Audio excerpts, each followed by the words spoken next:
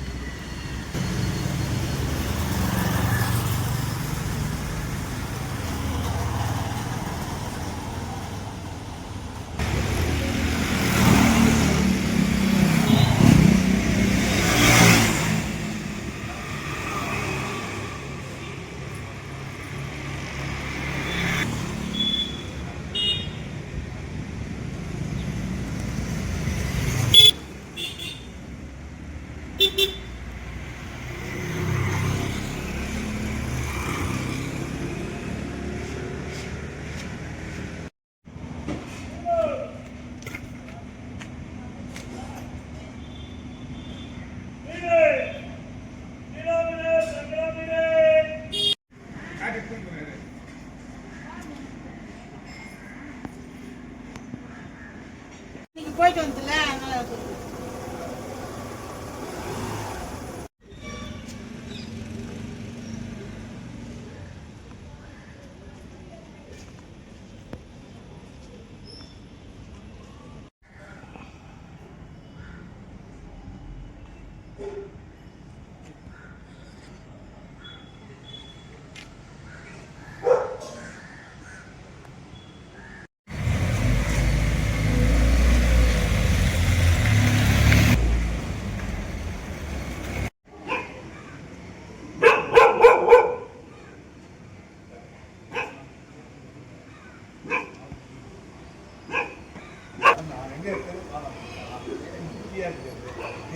எங்க இருக்கிறது